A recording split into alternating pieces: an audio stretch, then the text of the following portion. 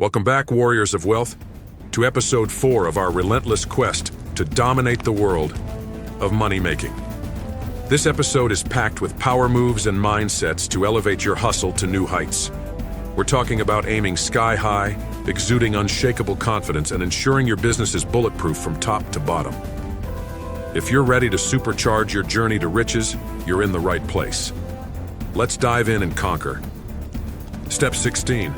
Aim way too high. If you aim for the moon, you will get to the stars. But if you aim for the stars, you will only reach the sky. If you reach for the sky, you will land in a high mountain. That's why you need to set your goals as high as possible. For example, a person only looking to learn a program will always be shit at that program. But a person who is looking to start a company and do everything himself will learn many programs in the same time interval. Aim as high as possible. It's never enough. When you set your goals really high, even a failure would be quite fruitful. Step 17. Have irrational self-confidence without being a bullshitter. If you were about to go under heart surgery, you would want your doctor to be like, "I've done this for a long time. It's an easy surgery, and you will be better coming out than you were going in." You wouldn't want your doctor to be like, "I haven't slept so well last night. I lost my operating tools," or "This is going to be a difficult surgery. Things can go wrong." If someone is about to spend money with you, then they're going to want you to be confident and highly competent all the time. But don't be a bullshitter saying some obvious lie. Remember, you have to present yourself for the best in the game. And of course, you should have numerous facts to back it up. Or instead, you will be looked at as a bullshitter. Think of yourself as James Bond. Everybody is out there to try and kill you, but you're completing cool missions because you're the man. And you've got it. And I'm saying that because the competition will always try and kill your progress. But I'm going to show you how you will be able to turn that into your advantage right here in this course. You don't want to miss any of the steps that I'm about to show you. So make sure you are writing everything down into short steps, and make sure you subscribed while hitting the notification bell to never miss another video. So let's get right back into it. With step 18, don't make anyone irreplaceable. I've seen too many people lose their company because they lost their partner, top salesman, or their assistant. What you need to do is, when you see that somebody is doing great work, make sure you take 2 or more trainees and assist them to understand his way of working. People have this ego thing that they like to show off how they do things, and that is what you need. By doing that now, you have 3 or more people that do the exact same line of work for you, better and faster. And you will never have to worry that your business will get affected if one of them quit. Step 19. Everything can go wrong all the time. I know my steps might be a little harsh sometimes, but I don't want to give you bullshit tips that make you feel motivated just so I can get views from you. I want you to get the best out of every step. That's why I'm always brutally honest with my viewers. Understand that even in a simple game, such as Pac-Man or Tetris, things go wrong all the time. Now we are talking about the real life, where everybody is almost all the time trying to outwork you and outshine you. The way life is set up, if you don't cut the grass, it will grow and snakes will show up. If you don't water a plant, it will die. If you don't always take care of everything, then everything will start going wrong. That's why you need to combine speed and stress absorption and make sure everything is always thought of and prepared for. If you spin the opened bottle fast enough, then the water will not spill. This is a perfect example that even the laws of gravity are in favor of fast and high-functioning people. The average plane weighs 60 tons, and it flies perfectly through the air because of the way it uses speed and timing. I'm not expecting that you will figure it out right away, but I advise you to work towards it every day, until you figure out a way to improve only 1% every day. Considering that there are 365 days a year, you would be looking at a self-improving rate of 365% in a year. That means you would be more than 3 times more productive and better every year. And in a few years' time, You will be the ultimate version of yourself that just can't lose, no matter what goes wrong. Step 20. Why are you running your business? Cash. Cash is the answer. Why are you starting a business? Think about it for a second. What drives you to work on this business that you are about to start? The answer is money.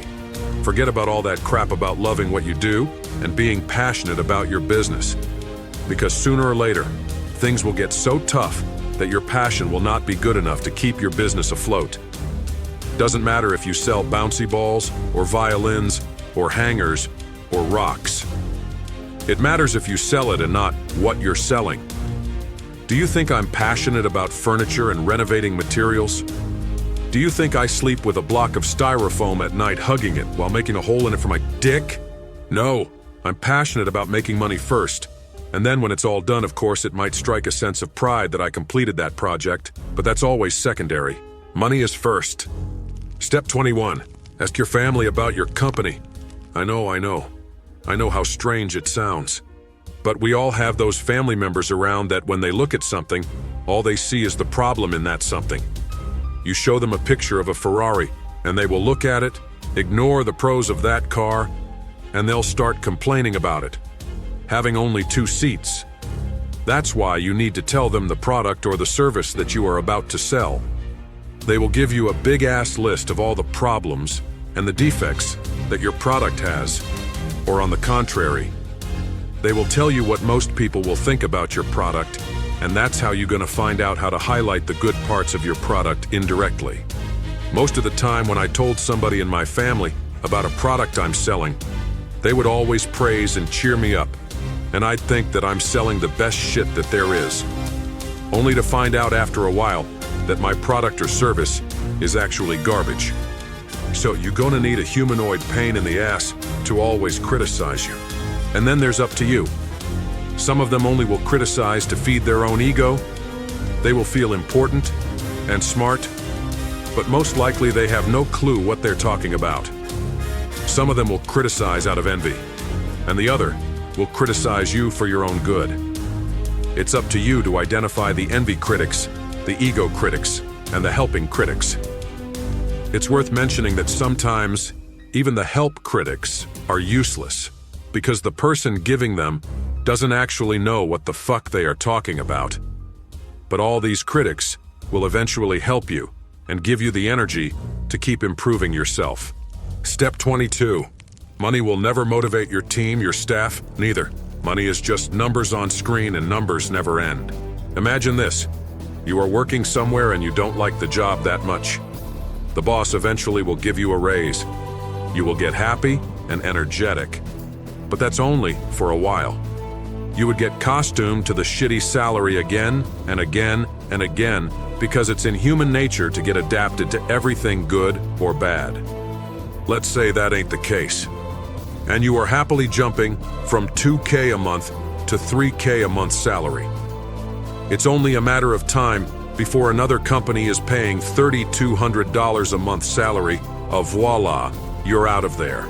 That's just human nature. And that's why money will never fully motivate your staff. So if money is not going to motivate them, then what? Well, of course you should pay them well, but you also should take some money aside and get them to a fancy dinner.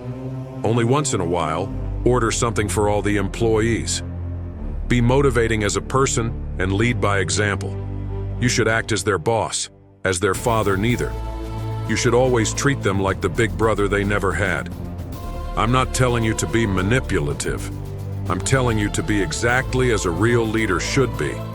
In that case, even if money is tight and you end up not being as scary as you were, people will still respect the fuck out of you, and you will always have a loyal team. That's it for episode 4, Money Magnets. We've covered how to aim higher than ever, build unbreakable confidence, and ensure your business can withstand any storm. Remember, these steps are your blueprint to financial success. Don't miss out on episode 5, where we'll continue to unlock the secrets to making serious cash and mastering the game. Stay hungry, stay driven, and let's keep this money-making machine rolling. See you in the next episode.